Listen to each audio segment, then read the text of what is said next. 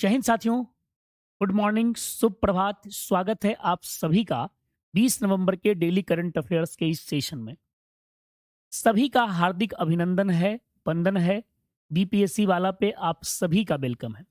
दोस्तों, आज है 20 नवंबर और आज के इस डेली करंट अफेयर्स सेशन में फिर से हम लोग अपने जो भी महत्वपूर्ण करंट अफेयर्स के टॉपिक हैं उसको पढ़ने जा रहे हैं। तो सबसे पहले हम लोग थोड़ा सा 8 दिसंबर 2024 का जो हमारा टेस्ट सीरीज कंडक्ट कराया जा रहा है परीक्षा से पहले, परीक्षा की तरह की तैयारी के बारे में, उसको आज हम लोग थोड़ा सा समझ लेते हैं कि रजिस्ट्रेशन इसका स्टार्ट हो चुका है।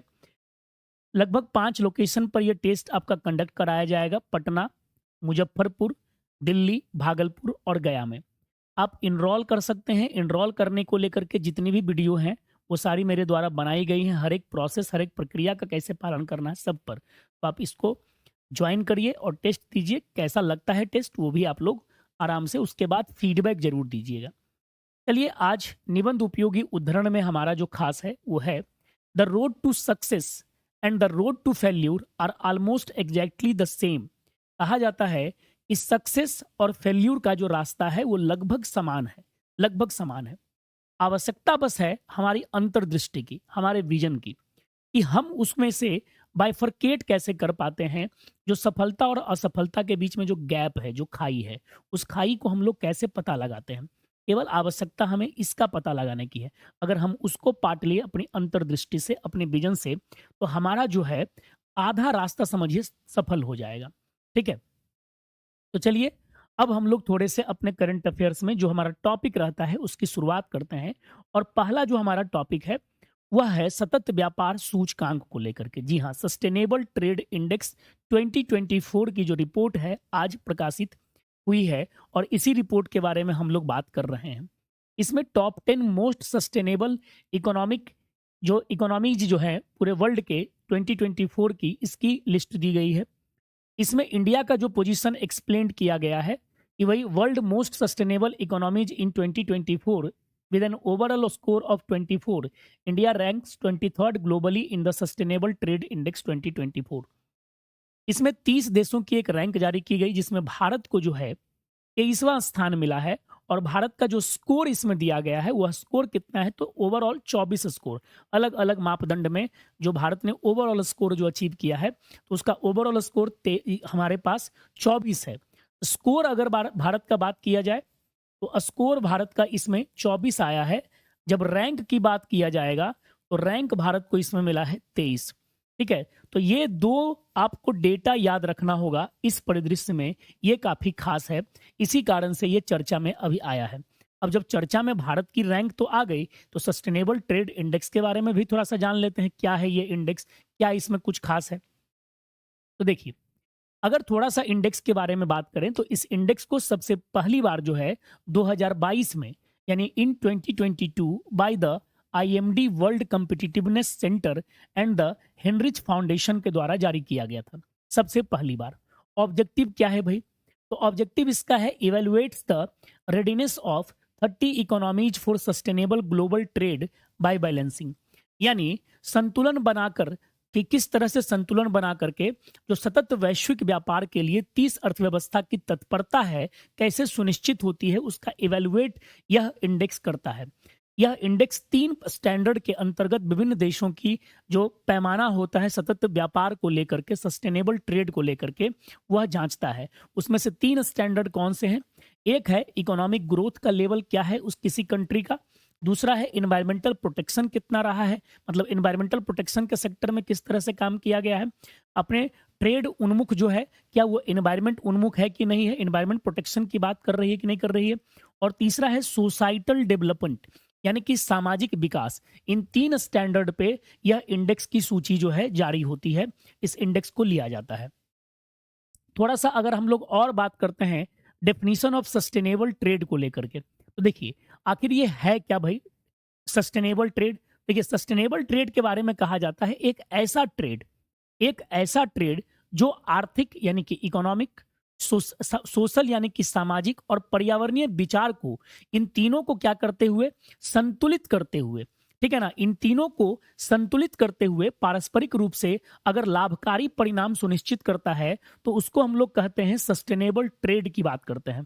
ठीक, तो सस्टेनेबल ट्रेड का ये हमारे पास एक तरह का हम लोग कह सकते हैं डेफिनेशन आ गया। अगर इसमें हम रैंक की बात करें तो इंडिया का रैंक इसमें 2024 में 23वां नंबर आया है। इंडिया का रैंक कितना है भाई? 23rd है। सबसे ज्यादा अच्छा प्रदर्शन किसने किया है? तो टॉप 1 पर है न्यूजीलैंड, यानी नंबर 1 पर इस सूची में न्यूजीलैंड है।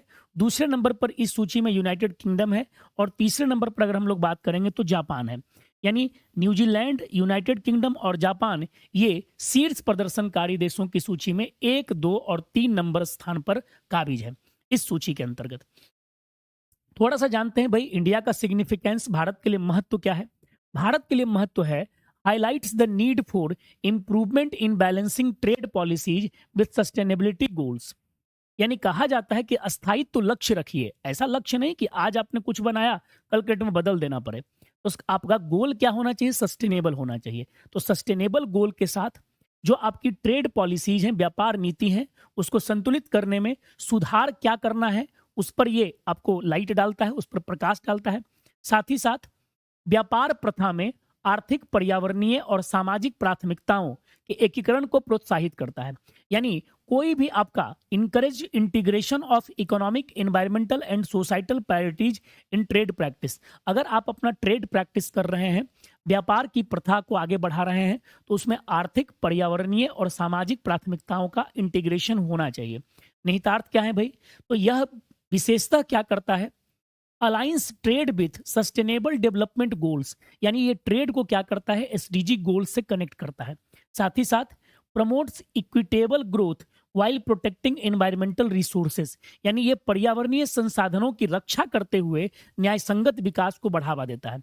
मतलब यह कहता क्या है कि किसी कंट्री का जो ट्रेड हो एक ऐसे डेवलपमेंट फीचर्स की तरफ आगे बढ़े जिसके अंतर्गत क्या हो सके, तो उस देश में पर्यावरणीय संसाधनों की भी सुरक्षा हो सके ताकि आने वाली पीढ़ियां भी उसका लाभ उठा सके। तो इसकी ये बात करता है। अब हमारे पास जो आज का इससे रिलेटेड क्वेश्चन हमारे पास बनता है वो क्या खास है भाई? तो which country secured the first rank in the sustainable business index 2024?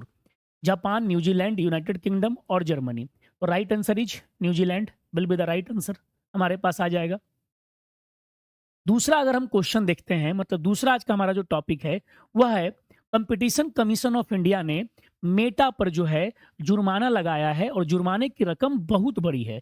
213.14 crore रुपए का जुर्माना लगाया गया है मेटा पर। पेनाल्टी लगाया है किसने? सीसीआई ने, यानी कंपटीशन कमीशन ऑफ इंडिया के द्वारा ये फाइन लगाया गया है। यही कहा गया है कि भारतीय प्रतिस्पर्धा आयोग यानी कंपटीशन कमीशन ऑफ इंडिया ने 2021 में व्हाट्सएप गोपनीयता नीति अपडेट को लेकर सोशल मीडिया प्लेटफॉर्म मेटा पर 213.14 करोड़ रुपए का जुर्माना लगाया है। तो यह ध्यान में रखना है भाई। दूसरा आप लोग जानते हैं कि डायरेक्टिव्स क्या है भाई सीसीआई का? प्राइवेसी कंसर्न, गोपनीयता की चिंता। व्हाट्सएप के 2021 अपडेट ने फेसबुक के साथ डेटा साझा करने की अनुमति दी जिससे वैश्विक गोपनीयता संबंधी चिंताएं बढ़ गईं। आपको 2021 का एक इंसिडेंट याद होगा जब व्हाट्सएप ने क्या किया, अपने नए अपडेट के अकॉर्डिंग उसने फेसबुक के साथ व्हाट्सएप के डेटा को शेयर करने की मंजूरी दी थी, जिससे जो ग्लोबल हमारी प्राइवेसी कंसर्न थी उसको लेकर के जितनी भी चिंताएं थी वो बढ़ चुकी थी। सीसीआई का फैसला क्या आया? व्हाट्सएप 5 साल तक विज्ञापनों के लिए जो है मेटा ऐप के साथ उपयोगकर्ता डेटा साझा नहीं करेगा। ठीक है, साफ तौर पर कह दिया गया है WhatsApp can't share user data with Meta apps for ads for 5 years, services can't depend on data sharing. इसमें कहा गया है कि सेवाएं डेटा साझाकरण पर निर्भर नहीं हो सकती, यानी व्हाट्सएप यूजर्स के डेटा को किसी भी एड कंपनी के साथ अगले 5 साल तक शेयर नहीं करेगा। ठीक है, तो ये इसका इंपॉर्टेंस क्या है भाई, इसका सिग्निफिकेंस क्या है? तो सबसे बड़ी बात क्या है कि इतनी बड़ी टेक्नोलॉजी कंपनी है, अब इस पर अगर रेगुलेटरी इंक्वायरी होती है तो रेगुलेटरी इंक्वायरी होने के बाद में भारत में जो यूजर्स हैं उनकी गोपनीयता बढ़ेगी कि नहीं बढ़ेगी? उनकी प्राइवेसी को मेंटेन किया जाएगा, उनकी प्राइवेसी को बहाल रखा जाएगा। ठीक है, तो ये तथ्य ध्यान में रखना है। अब थोड़ा सा जानते हैं कंपटीशन कमीशन ऑफ इंडिया के बारे में। देखिए, इसका स्टैब्लिशमेंट हुआ है 2003 में। नोडल मिनिस्ट्री कौन है भाई? तो मिनिस्ट्री ऑफ कॉर्पोरेट अफेयर्स। यह स्टैच्यूरी बॉडी जो है CCI has been established to enforce the competition law under competition act 2002। तो एक वैधानिक निकाय के हिसाब से इसको एक स्टेटस अपना मिला हुआ है। इसके ऑब्जेक्टिव क्या है भाई, एम क्या है? To establish a competitive environment in the Indian economy by engaging with all stakeholders, the government and international jurisdiction. यानी भारत में जितने भी हितधारक हैं उनके साथ क्या करना है, जुड़ करके भारतीय अर्थव्यवस्था में एक प्रतिस्पर्धी माहौल डेवलप करना है। ठीक है ना, एक हमारे पास कम्पिटिटिव इन्वायरमेंट डेवलप करना है, यही इसकी खास चीज है। ठीक, हमारे पास सीसीआई का। अगर आगे हम लोग थोड़ा सा बात करते हैं कम्पिटिटिव कमिश्नर, जो कम्पिटिटिव कमीशन ऑफ इंडिया है, इसके बारे में थोड़ा सा देखा जाए कंपटीशन कमीशन ऑफ इंडिया को लेकर के। तो composition, CCI consist of a chairperson and not more than 6 members. इसमें एक चेयरपर्सन होता है और 6 member. Appointment it is made by the central government. Central government क्या करती है भाई, इसको अपॉइंट करती है। अब देखिए भाई कंपटीशन कमीशन ऑफ इंडिया के बारे में, eliminate practices adverse to competition. प्रतिस्पर्धा के विरोधी जितनी भी प्रैक्टिसेस हैं, प्रथाएं हैं, उसको एलिमिनेट करता है। Ensure freedom of trade in the markets. बाजार में जो ट्रेड का जो फ्रीडम है, उसकी जो पहचान है, उसका जो मुक्त आचरण है, उसको प्रोत्साहित करता है। Promote and sustain competition. साथ ही साथ कंपटीशन को क्या करता है कि प्रमोट करता है, उसको सस्टेन करने की बात करता है। Protect the interest of consumers. Consumers के इंटरेस्ट को प्रोटेक्ट करता है। Give opinion on competition issues. और कंपटीशन इशूज पे ओपिनियन देता है। Undertake capacity building and competition advocacy. तो ये सारी की सारी चीजें किसकी है, तो कंपटीशन कमीशन ऑफ इंडिया की है। ठीक है, सीसीआई जिसे हम आमतौर पर कहते हैं। अब हमारे पास आता है भाई भारतीय प्रतिस्पर्धा आयोग के संदर्भ में निम्नलिखित कथन पर विचार करिए। यह एक कार्यकारी निकाय है जिसका उद्देश्य एक मजबूत प्रतिस्पर्धी माहौल स्थापित करना है। सीसीआई के आदेश के विरुद्ध अपील राष्ट्रीय कंपनी कानून अपीलीय न्यायाधिकरण के पास आती है। नीचे दिए गए कोड से आपको सही उत्तर का चयन करना है कि भाई क्या हमारे पास इसमें खास है। ठीक है, सीसीआई के संदर्भ में तो हम लोग अभी बात कर रहे हैं कि यह एक कार्यकारी निकाय है, एग्जीक्यूटिव बॉडी है। हम लोग इसमें साफ तौर पर हम लोग कह सकते हैं कि जी नहीं, यह क्या है, एक स्टैच्यूरी बॉडी है। तो गड़बड़ हो गया ये। To the appeals from the order of CCI lie with National Company Law Appellate Tribunal, NCLAT के पास जाता है। सही है ये। तो केवल दो हमारा टू ओनली जो हो जाएगा, यह सही स्टेटमेंट होगा। ठीक है, अब हमारे पास आता है तीसरा आज का हमारा जो न्यूज है, इस न्यूज के बारे में देखते हैं। रसिया ने बीटो किया है यूएनएससी के रेजोल्यूशन पर। यानी यूनाइटेड नेशन सिक्योरिटी काउंसिल का जो रेजोल्यूशन है, उस रेजोल्यूशन पर रशिया ने बीटो लगा दिया। क्या है भाई यूनाइटेड नेशन सिक्योरिटी काउंसिल का जो नया रेजोल्यूशन जिस पर रशिया ने बीटो लगाया है, थोड़ा देखना होगा इसको। देखिए, रूस ने यूनाइटेड किंगडम और सिएरा लियोन द्वारा तैयार किए गए संयुक्त राष्ट्र सुरक्षा परिषद के प्रस्ताव को बीटो कर दिया। इसमें सूडान में तत्काल युद्ध विराम की मांग की गई थी। तो सूडान में आपको पता है कि युद्ध विराम की मांग इस बीटो में की गई थी, इस प्रस्ताव में की गई थी। इस पर रूस ने क्या किया है, बीटो किया है। बीटो का पावर है रूस के पास, क्योंकि P5 मेंबर की कैटेगरी में आता है। और P5 United nation security council के अगर P5 के मेंबर की बात करते हैं, तो उसके अंतर्गत जो उसको बीटो पावर मिला हुआ है, उस बीटो पावर के तहत उसने क्या किया है भाई, तो अपना बीटो उस पर किया है कि नहीं, सूडान में युद्ध विराम नहीं करना है। आपको पता है ना, यूएनएससी की अगर हम बात करेंगे, यूनाइटेड नेशन सिक्योरिटी काउंसिल की, तो इसमें टोटल मेंबर कितने हैं, 15। 15 में जो है एक हमारे पास रहते हैं P5 मेंबर। P5 मतलब परमानेंट 5, इनको हम कहते हैं परमानेंट 5। और दूसरी तरफ हमारे पास 10 जो है वो टेम्पोररी मेंबर है। 10 टेम्पोररी मेंबर हैं, अस्थायी सदस्य हैं। और जो परमानेंट 5 हमारे पास हैं, उसमें है कौन, तो उसमें हमारा अमेरिका है, उसमें हमारा ब्रिटेन है, 2 हो गया, उसमें फ्रांस है, 3 हो गया, उसमें रसिया हो गया, 4, और उसमें चाइना हो गया, 5। तो ये 5 है।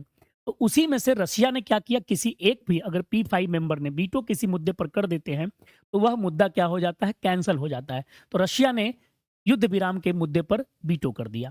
अब दूसरा इंपॉर्टेंट न्यूज क्या ध्यान में रखना है, युद्ध विराम का प्रस्ताव लाया किसके द्वारा गया था, तो यूनाइटेड किंगडम के द्वारा और सिएरा लियोन के द्वारा।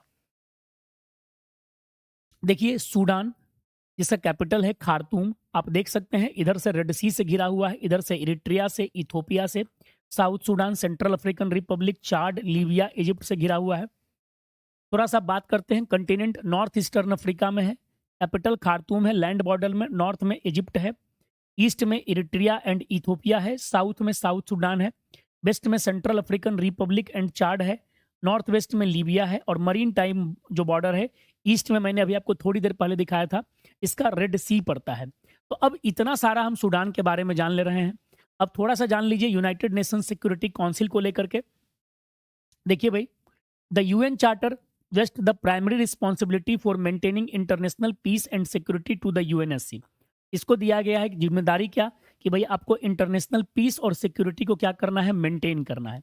दूसरा अगर बात करेंगे, one of the 6 principal organs of UN है, established in 1945 by the UN charter.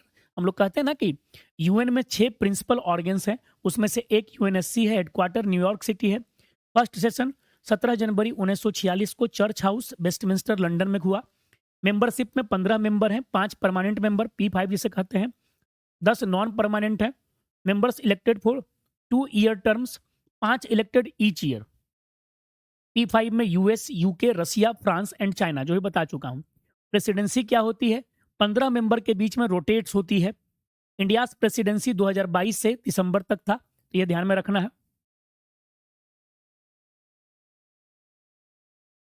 अब यहां पर देख लीजिए, ये परमानेंट मेंबर, ये non permanent member 10, 5 non permanent members elected annually. UNGA जिसको हम लोग कहते हैं यूनाइटेड नेशन जनरल असेंबली, यह उसकी समझिए लेजिस्लेचर है यूएन की, ठीक है। 2 ईयर टर्म के लिए 2/3 मेजोरिटी इसमें चाहिए। तो ये हमारा साफ तौर पर है कि अगर किसी को परमानेंट, जैसे इंडिया अपना डिमांड कर रहा ना कि भाई हमें क्या चाहिए, तो हमें परमानेंट मेंबरशिप चाहिए। क्यों परमानेंट मेंबरशिप चाहिए, इसका बेनिफिट्स क्या है? तो जो भी परमानेंट मेंबर होता है उसको बीटो पावर होता है, ठीक है। तो ये सबसे बड़ी बात होती है, कोई भी मुद्दा को आप बीटो कर सकते हो, ठीक। तो ये भी ध्यान में रखना है। तो ये टर्म ध्यान में रखिएगा, रूस को मतलब जो यूएनएससी के मेंबरशिप को लेकर के है। इंडिया एंड यूएनएससी की बात करते हैं। देखिए, India is not one of the 5 permanent members with veto power. In 2021 India was elected as a non permanent member for the 8th time, 8वें बार 2021 में। मेन ऑर्गन्स ऑफ यूएन कौन है भाई? एक जनरल असेंबली होती है, एक यूएन सेक्रेटेरिएट होता है, एक इंटरनेशनल कोर्ट ऑफ जस्टिस है, एक ट्रस्टीशिप काउंसिल है, सिक्योरिटी काउंसिल है और इकोनॉमिक एंड सोशल काउंसिल है। तो ये 6 जो है मेन बॉडी है यूएन का, मेन ऑर्गन माना जाता है। अब आ गए हम लोग अगले बिंदु पर। संयुक्त राष्ट्र सुरक्षा परिषद के संदर्भ में निम्नलिखित कथन पर विचार करिए। इसका उद्देश्य अंतर्राष्ट्रीय शांति और सुरक्षा बनाए रखना है। प्रत्येक वर्ष संयुक्त राष्ट्र महासभा यूएनएससी के लिए कुल 10 में से 5 गैर अस्थायी सदस्यों का चुनाव 1 वर्ष के कार्यकाल के लिए करती है। ये गड़बड़ हो गया, 1 वर्ष के कार्यकाल के लिए नहीं करती है, 2 वर्ष के कार्यकाल के लिए करती है। जो भी 10 मेंबर आएंगे उनका कार्यकाल कितना रहेगा? 2 वर्ष, ठीक है। और ये तो चलो ठीक है भाई। तो ऊपर दिए गए कथन में से कौन से सही है? केवल एक। अगला हमारे पास न्यूज है रानी लक्ष्मीबाई ऑफ झांसी। देखिए, 19 नवंबर जो मैंने कि डीसीएम में कल के डेट में बताया भी आपको था कि रानी लक्ष्मीबाई का जन्म दिवस भी हम लोग मनाते हैं इस दिन। तो prime minister pays tribute to Rani Lakshmibai of Jhansi on her birth anniversary. तो इसीलिए श्रद्धांजलि जब मोदी जी ने अर्पित की, तो इसलिए थोड़ा चर्चा में रहे ये। तो थोड़ा सा न्यूज हम लोग जान लेते हैं लक्ष्मीबाई को लेकर के। जन्म हुआ 19 नवंबर 1828 को वाराणसी उत्तर प्रदेश में। डॉटर ऑफ किनकी थी, किनकी बेटी थी ये? तो मोरोपंत तांबे की बेटी थी। और चाइल्डहुड नेम में मणिकर्णिका, और लोग इनको मनुबाई भी कहते थे, ठीक है। प्यार से इनको क्या कहते थे? मनु कहते थे। मनुबाई भी आगे जानी जाती हैं। अगर थोड़ा हम लोग जानते हैं भारत के स्वतंत्रता संग्राम में भूमिका, जब डॉक्ट्रिन ऑफ लैप्स की बात आती है, after the death of her husband in 1853 lord Dalhousie refuse to recognise her adopted son as the heir. वंशानुगत परंपरा के अधिकार पर इनके जो अडॉप्टेड सन था उनको इन्होंने गद्दी देने की बात नहीं स्वीकारी लॉर्ड डलहौजी ने। And annexed Jhansi under the doctrine of lapse. और झांसी को क्या किया भाई? डॉक्ट्रिन ऑफ लैप्स के अंतर्गत अधिग्रहण कर लिया। अब 1857 के विद्रोह में रानी लक्ष्मीबाई क्या करती है? झांसी से लीड करती हैं, बाद में जाकर के ग्वालियर पर अधिकार करती हैं, ग्वालियर के किले से भी लीड करती हैं, ठीक है। और 17 जून 1858 को युद्ध के मैदान में उनकी लड़ते हुए मृत्यु हो जाती है। इसी समय जो हीरो जो कमांडर था वह कहता है रानी लक्ष्मीबाई की वीरता को देख करके कि जितने भी यहाँ पर लोगों के सब पड़े हुए हैं उनमें से अगर कोई मर्दाना है तो यह झांसी की रानी है। इसीलिए कहा जाता है इनको लेकर के कि बुंदेले हर बोलों के मुंह, हमने सुनी कहानी थी, खूब लड़ी मर्दानी वह तो झांसी वाली रानी थी। ठीक है, तो ये तथ्य ध्यान में रखिएगा। डॉक्ट्रिन ऑफ लैप्स के बारे में अगर हम लोग जान रहे भाई, तो इसमें क्या है भाई, यह भारत के गवर्नर जनरल लॉर्ड डलहौजी के द्वारा लागू की गई थी। और इसके द्वारा क्या किया गया, तो भारत में जो देसी रियासतें थी, प्रिंसली स्टेट थी, उनको विलय करने की नीति पर कदम बढ़ाया गया। इसके अंतर्गत सतारा को 1848 में मिला लिया गया, संबलपुर को 1849 में, बघाट को 1850 में, उदयपुर को 54 में, नागपुर को 54 में, झांसी को 54 में और अवध को 56 में मिलाया गया। जब अवध पर लगाया गया बैड गवर्नेंस का चार्ज, अवध पर बैड गवर्नेंस का चार्ज लगा करके अवध को मर्ज कर दिया गया लॉर्ड डलहौजी के टाइम पीरियड पर। तो इसको लेकर के काफी बवाल भी मचा। ठीक है, तो अब हम लोग बात यहां पर करते हैं कि डॉक्ट्रिन ऑफ लैप्स की नीति किसके द्वारा अपनाई गई थी। तो वन ऑफ द, जो हम अगर गवर्नर जनरल की बात करते हैं तो right answer is Lord Dalhousie. अब अगर हम लोग अगले न्यूज की बात करें तो मिस यूनिवर्स 2024, देखिए भाई खबरों में क्यों है, तो मिस यूनिवर्स 2024 की घोषणा हो चुकी है। डेनमार्क की विक्टोरिया केयर थेलाबिक को मिस यूनिवर्स 2024 का ताज पहना दिया गया। ठीक, अब चलते हैं आगे, जरा देखते हैं। सबसे महत्वपूर्ण, ये second oldest international beauty event है, यानी प्रतियोगिता है। 28 जून 1952 को शुरू हुई थी। हेडक्वार्टर इसका कहाँ है भाई, न्यूयॉर्क सिटी यूनाइटेड स्टेट में है। और करंट प्रेसिडेंट इसके कौन है, तो हमारे पास राउल रोचा कैंटू हैं। It is run by the Miss Universe organisation, इसको मिस यूनिवर्स ऑर्गेनाइजेशन के द्वारा रन कराया जाता है। पहली मिस यूनिवर्स कौन थी, तो फिनलैंड की आर्मी कुशेला। ठीक है, और 73rd miss universe 2024 hosting Mexico city है, यानी मेक्सिको सिटी क्या कर रहा है, इसको होस्ट कर रहा है इस प्रतियोगिता को। तो इसमें क्या है कि पूरे विश्व को एक नई मिस यूनिवर्स मिली है और वह डेनमार्क की विक्टोरिया केयर थैलबिग है। ठीक, तो ये तथ्य ध्यान में रखिएगा। इंडिया में कौन जीती है भाई, तो 1994 में Sushmita Sen first Indian women है जो मिस यूनिवर्स के तौर पर जीती। 2000 में लारा दत्ता और 2021 में हरनाज संधू ने क्या किया, मिस यूनिवर्स का खिताब जीता है भारत की तरफ से। मिस यूनिवर्स 2024 का ताज पहनने वाली विक्टोरिया केजर थेलबिक किस देश का प्रतिनिधित्व करती हैं, स्वीडन, डेनमार्क, नॉर्वे और फिनलैंड। अगर कोई आपसे ये क्वेश्चन पूछता है तो साफ तौर पर आप आंसर क्या बता दोगे कि sir ji Denmark is the right answer दुनिया में, और उसके अलावा कुछ नहीं। ठीक है, तो ध्यान में रखना। हाँ, कहाँ पर हुआ है तो आप बताइएगा कि भाई ये जो प्रोग्राम है मैक्सिको सिटी में हुआ था इस बार का।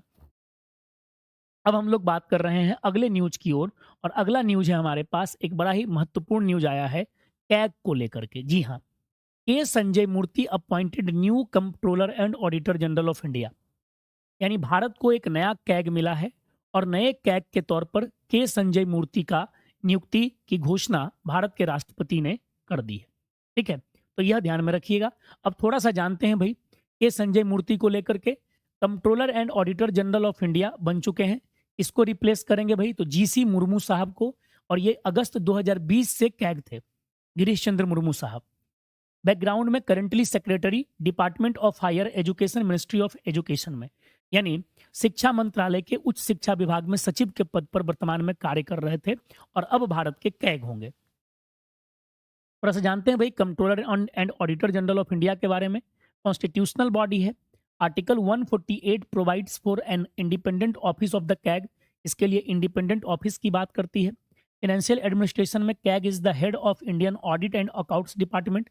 Indian audit and account department का कैग क्या होता है, हेड होता है। इसकी नियुक्ति कौन करते हैं भाई, तो राष्ट्रपति करते हैं। और सार्वजनिक खजाने का संरक्षक होता है, यानी पब्लिक जो हमारा परस्यू होते हैं उसके गार्जियन ये होते हैं, और ये पूरे केंद्र और राज्य स्तर पर देश की संपूर्ण वित्तीय प्रणाली को नियंत्रित करते हैं। लेकिन सबसे बड़ी विडंबना, सबसे बड़ी आलोचना क्या की जाती है कैग को लेकर के, कि यह जब कोई चीज का एक्सपेंस हो जाता है, खर्च के बाद चीजों की जांच करती है, यह इसका सबसे बड़ा आलोचना माना जाता है। और अपनी रिपोर्ट ये किसको देते हैं, तो अपनी रिपोर्ट यह देते हैं राष्ट्रपति को, हर प्रतिवर्ष रिपोर्ट पब्लिश करते हैं और रिपोर्ट राष्ट्रपति को देते हैं। राष्ट्रपति इनकी रिपोर्ट को पार्लियामेंट में रखवाते हैं और कैग की रिपोर्ट पर पार्लियामेंट में एक कमेटी रहती है, पब्लिक अकाउंट्स कमेटी, लोक लेखा समिति, वह कैग की रिपोर्ट की जांच करती है। ठीक है, तो अपॉइंटमेंट एंड टेन्यूर देखिए, appointed by president by warrant under his या her hand and seal, not eligible for reappointment, reappointment के लिए एलिजिबल नहीं है। और एक व्यक्ति कोई कैग से अगर रिटायर हो गया तो भारत में किसी भी पद पर नहीं जा सकता है। टेन्यूर 6 साल और 65 साल, whichever is earlier. Removal similar to that of a supreme court जज, does not hold office at the pleasure of the president. जैसे सुप्रीम कोर्ट के जज को हटाते हैं पार्लियामेंट में प्रस्ताव ला करके और उस पर जैसे राष्ट्रपति का इम्पीचमेंट चलता है, ठीक उसी तरह से वैसे ही कैग को हटाते हैं।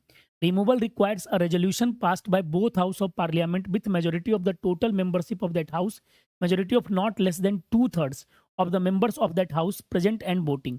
ग्राउंड्स फॉर रिमूवल क्या है भाई? प्रूवन मिसबिहेवियर और इनकैपेसिटी, यानी दुर्व्यवहार और अगर इनकैपेसिटी यानी अक्षमता के आधार पर ही आप हटा सकते हैं, ऐसे नहीं हटा सकते। अगर कैग के इंडिपेंडेंस की बात करें तो एडमिनिस्ट्रेटिव एक्सपेंसेस जो होता है कैग ऑफिस का are charge to consolidated fund of India, not subject to vote of parliament, यानी पार्लियामेंट इस पर वोट नहीं कर सकती। इसको भारत की संचित निधि से इसके ऑफिस का खर्चा, इनको सैलरी वगैरह दी जाती है।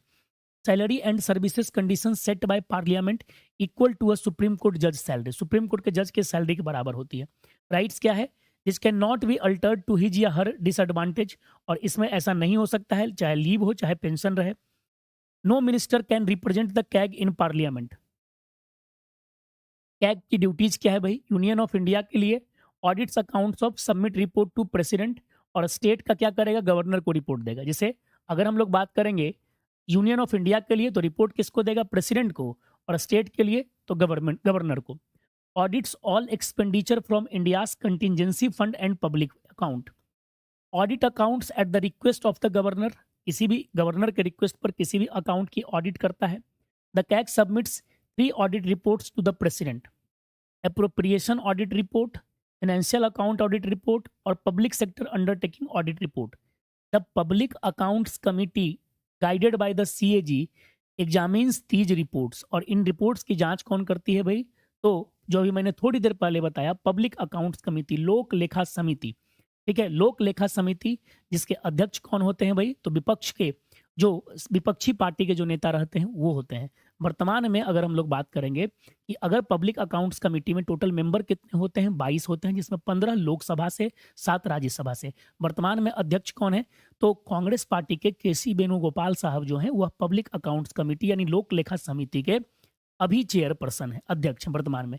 कार्यकाल 1 साल होता है किसी भी चेयरपर्सन का, फिर रीअपॉइंट भी हो सकते हैं। भारत के संविधान के निम्नलिखित में से कौन सा अनुच्छेद भारत के नियंत्रक एवं महालेखा परीक्षक की नियुक्ति से संबंधित है? तो ऑब्वियस है आर्टिकल 148। दूसरा हमारे पास है संचार उपग्रह जीसैट N2। देखिए, Elon Musk space X launch ISRO's communication satellite GSAT N2 into space. सबसे बड़ी बात है क्या कि स्पेस सेक्टर में इसरो का साथ किससे मिला है? तो इसरो को साथ मिला है स्पेस एक्स का। जी हाँ, एलन मस्क के स्वामित्व वाली स्पेसएक्स ने फ्लोरिडा के कैनावेरल स्पेस फोर्स स्टेशन से भारतीय अंतरिक्ष अनुसंधान संगठन के संचार उपग्रह जीसैट N2 को सफलतापूर्वक प्रक्षेपित किया है। सफलतापूर्वक ये प्रक्षेपण किया गया है। थोड़ा सा और इसमें बात करें तो सैटेलाइट को लेकर के इसका फुल नेम क्या है भाई? तो जियो स्टेशनरी सैटेलाइट 20। ठीक है, और अगर बात करें ऑपरेटर कौन है?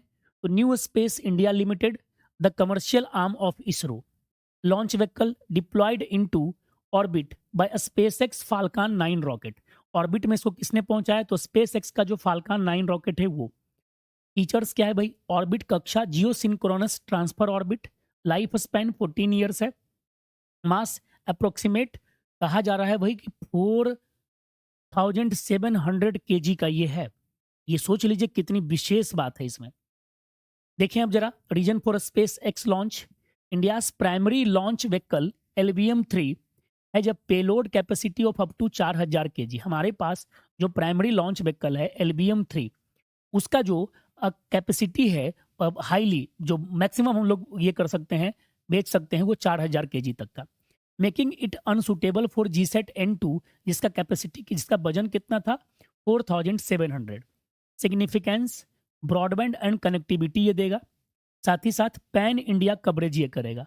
सबसे महत्वपूर्ण बात क्या है, पूरे भारतीय क्षेत्र में ब्रॉडबैंड सेवा और इन फ्लाइट कनेक्टिविटी को बढ़ावा देगा, और साथ ही साथ अखिल भारतीय कवरेज देगा पूरे भारत में।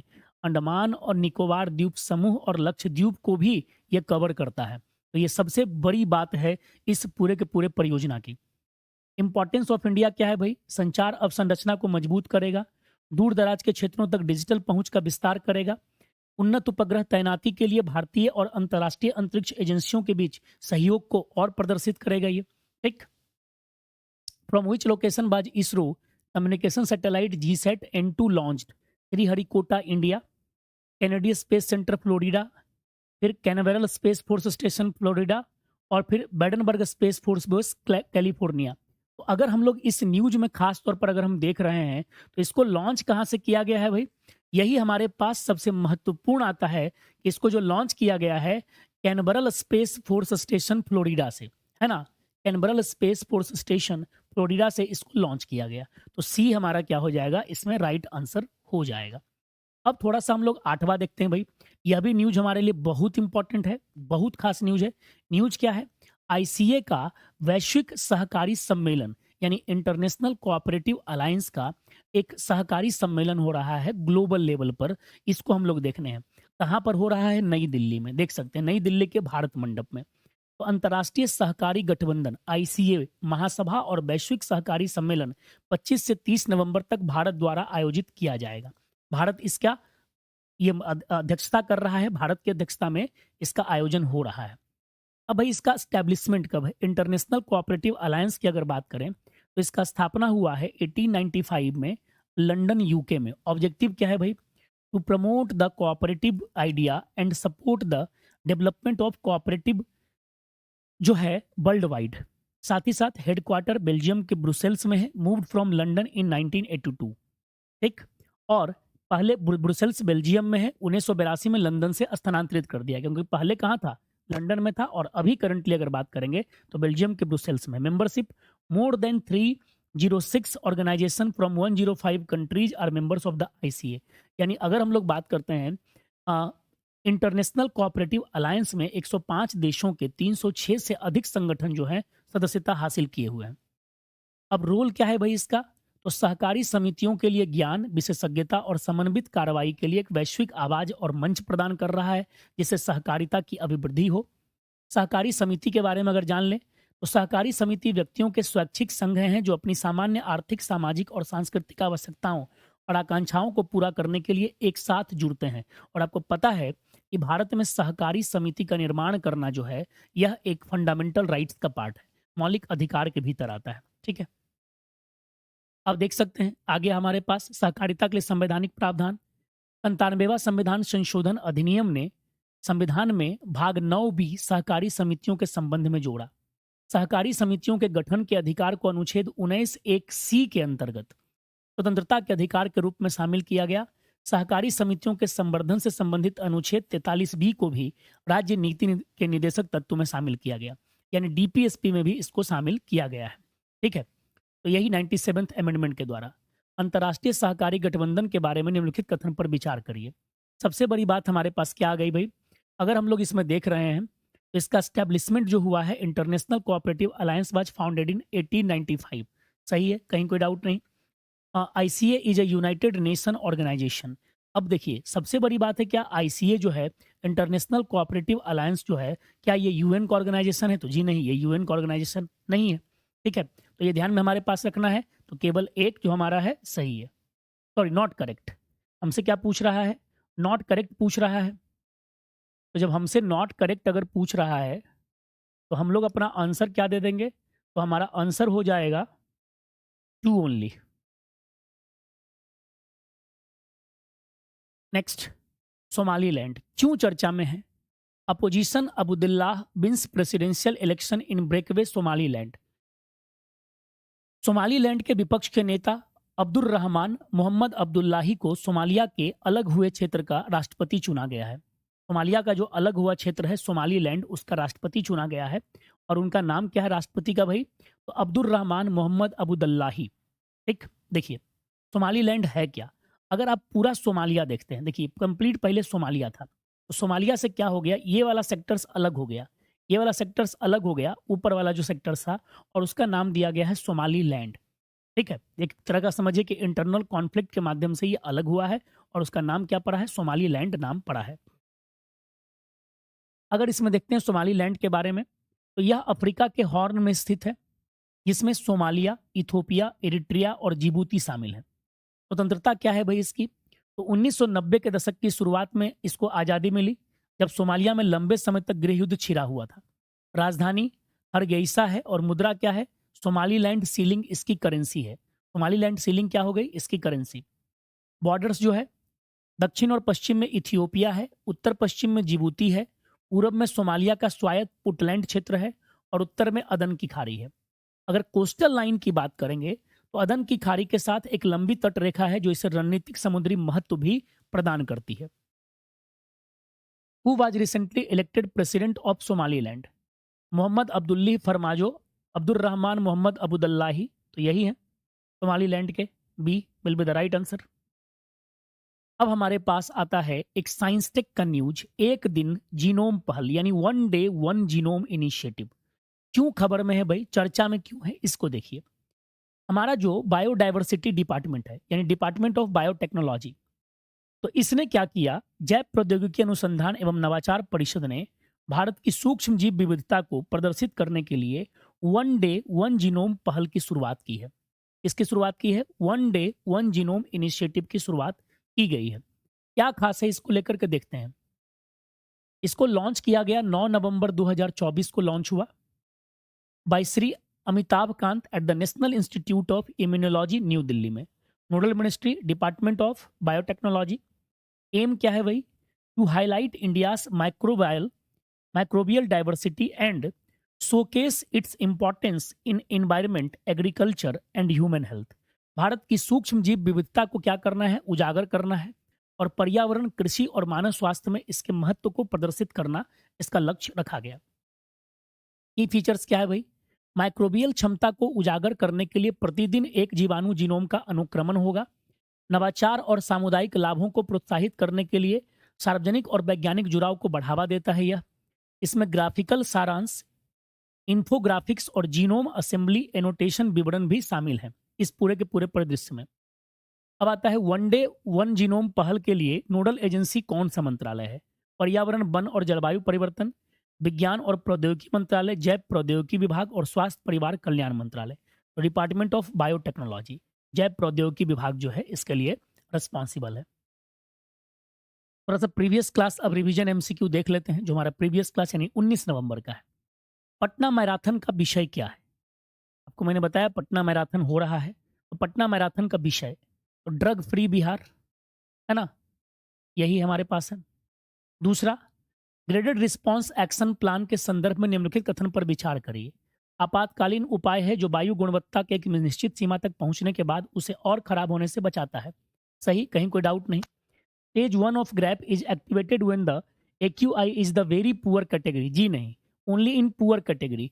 वेरी पुअर कैटेगरी में क्या होता है? एक्यूआई स्टेज 2 इसका लॉन्च होता है। तो statement given above are correct, only one, केवल एक सही है। What was the theme of the 90th G20 summit? Digital भविष्य की ओर, building a just and sustainable world. C will be the right answer. फिर हमारे पास आता है निम्नलिखित में से किस राज्य का राज्य पशु भारतीय बाइसन यानी गौर है? बिहार का है और गोवा का है, आपको पता है। Right answer is Goa. कौन से 5 भारतीय राज्य नेपाल के साथ सीमा साझा करते हैं? उत्तराखंड, उत्तर प्रदेश, पश्चिम बंगाल, सिक्किम और बिहार, यानी A will be the right answer. कहीं कुछ सोचना नहीं है, किंतु परंतु की बात। छठा है, अंतर्राष्ट्रीय मुद्रा कोष के संबंध में निम्नलिखित में से कौन सा कथन सही है? किसी भी देश को ऋण दे सकता है, केवल विकसित देश को ऋण दे सकता है, केवल सदस्य देश को ऋण देता है। तो C will be the right answer. It grants loans to only member countries. विश्व शौचालय दिवस 2024 का थीम क्या है? सभी के लिए स्वच्छता, स्वास्थ्य के लिए स्वच्छ शौचालय, शौचालय शांति का स्थान, यानी toilets a place for peace is the right answer. Jyoti Surekha ने कंपाउंड वर्ग में स्वर्ण पदक कहाँ जीता है? ऑब्वियस है, लग्जमबर्ग में। भारत में 56वें बाघ अभ्यारण्य गुरु घासीदास तमोर पिंगला का घर कौन सा राज्य है? तो निश्चित तौर पर हमारे पास छत्तीसगढ़ है ना। 56वें टाइगर रिजर्व के रूप में मान्यता मिल गई। राष्ट्रीय युवा महोत्सव 2025 का विषय क्या है? Viksit Bharat, young leaders dialogue. D will be the right answer. यानी कि हमारे पास क्या हो गया भाई, विकसित भारत और यंग लीडर्स डायलॉग जो है वह इसका थीम है। और ये थीम काफी खास थीम है। ये थीम कोई मतलब ऐसा वैसा थीम नहीं है, ये थीम अपने आप में बहुत खास थीम है। ठीक है, तो इसको ध्यान में रखिएगा। थोड़ा सा बात करें 19 नवंबर यानी जो कल के डेट में हम लोग होमवर्क किए थे, जो था आपके पास फल्गु बिहार में बहने वाली एक पवित्र नदी निम्नलिखित में से किस नदी के संगम से बनती है? तो ऑब्वियस है मोहना और लीलांजन, है ना। C will be the right answer. Mohana और लीलांजन नदी के मिलने से क्या बनती है भाई? तो फल्गु बनती है। होमवर्क आज का आपके पास है, प्रथम बौद्ध संगीति का आयोजन कहाँ हुआ था? Where was the first Buddhist council convent? तो इसको आपको करना है। What do you understand by green hydrogen? Discuss its potential and significance in achieving India's net zero target by 2070. India का जो 2070 तक भारत के नेट जीरो लक्ष्य को प्राप्त करने में ग्रीन हाइड्रोजन की क्या भूमिका रहेगी, इस पर आपको डिस्कस करना है। अब थोड़ा सा हम लोग आज बात करते हैं रिवीजन ऑफ फरवरी 2024 के करंट अफेयर्स की। देखिए, अब यहाँ से ये सिलसिला जो चलेगा यह आपके पास लगातार चल रहा है। आज के डेट में 20 क्वेश्चन हैं, कल के 10 और आज के 10। पहला क्वेश्चन है, किस कंपनी द्वारा मानव मस्तिष्क में पहली कंप्यूटर चिप लगाई गई? जी हाँ, बड़ा ही खास ये न्यूज है। मानव मस्तिष्क में अगर हम बात करते हैं कि भाई पहला बार कंप्यूटर चिप किस कंपनी ने लगाया है, तो देखिए इस कंपनी का नाम है न्यूरोटेक। ऑप्शन है एस्ट्राजेनेका है, ब्लैक रॉक है और न्यूरालिंक है। तो कंपनी का नाम है न्यूरालिंक, यानी कि D is the right answer, Neuralink company. यह कंपनी 2016 में बनी थी। ठीक है, एलन मस्क के द्वारा बनाई गई थी। और ये इस कंपनी ने ही क्या किया है, तो मानव मस्तिष्क में कंप्यूटर चिप प्रत्यारोपित किया है। अब वो जानना चाह रही है कि मानव मस्तिष्क कैसे फंक्शन करता है, इसकी सोचने की क्रिया क्या है, रिफ्लेक्शन एक्शन यानी प्रतिवर्ती क्रिया क्या होती है, इसकी जांच ये करेगी न्यूरालिंक कंपनी।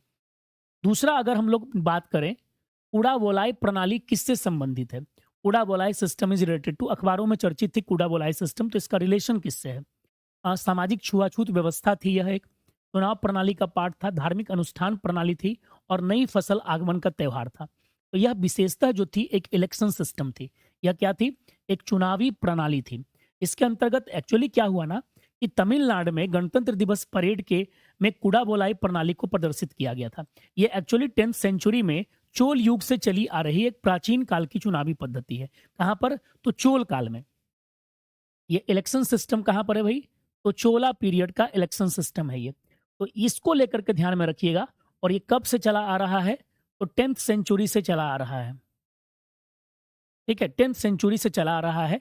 तो इस बार तमिलनाडु में प्रदर्शन किया गया था। ठीक, नेक्स्ट अगर न्यूज की बात करते हैं, one stop centre scheme has been prepared by which ministry? One stop centre योजना कौन सी मंत्रालय लेकर के चली है?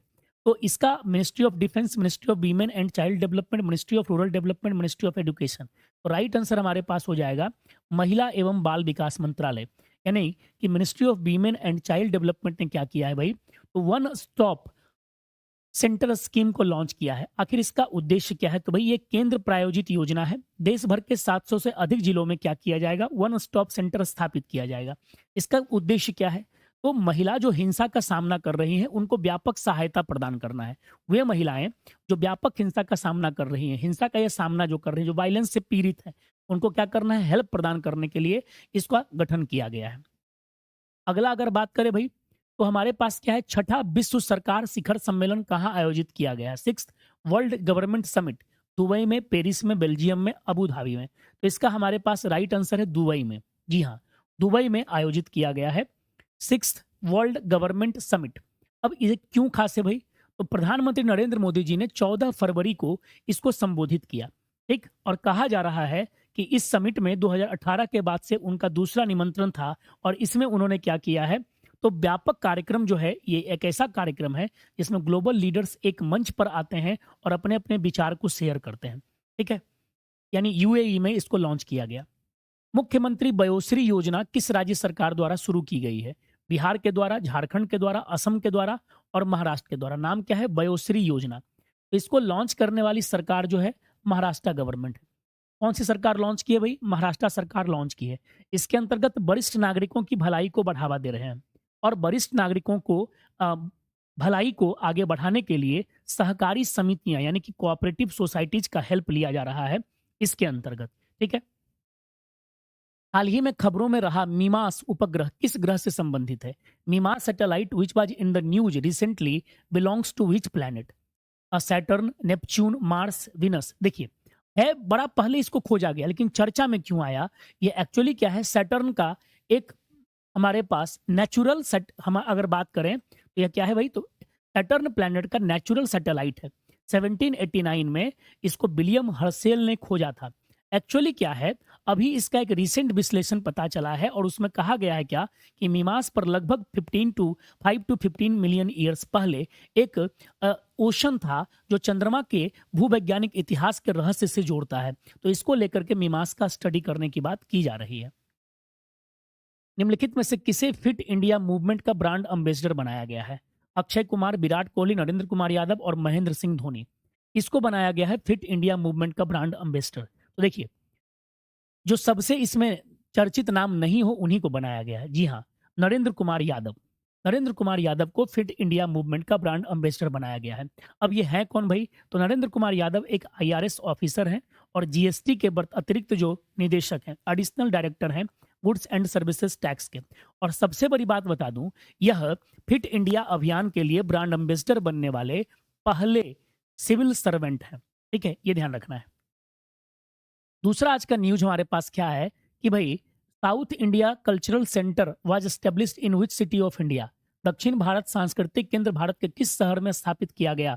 हैदराबाद, पणजी, पलक्कड़ और कोयम्बटूर। तो कहां पर भाई? तो राइट आंसर इज हैदराबाद। क्या हो जाएगा हमारे पास? हैदराबाद में जो है इसको स्थापित किया गया।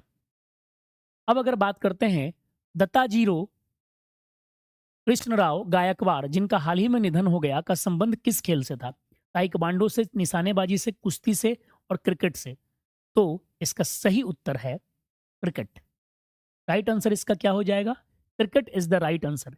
कहा जाता है कि क्रिकेट में बड़े नामी गिनामी खिलाड़ी में से एक थे ये, 95 वर्ष के थे और इनका देहांत हो गया। ठीक है। सबसे बड़ी बात बताऊं, अब कहा जाता है कि अपने निधन से पहले माना जाता है कि सबसे उम्रदराज जीवित क्रिकेटर में से एक थे।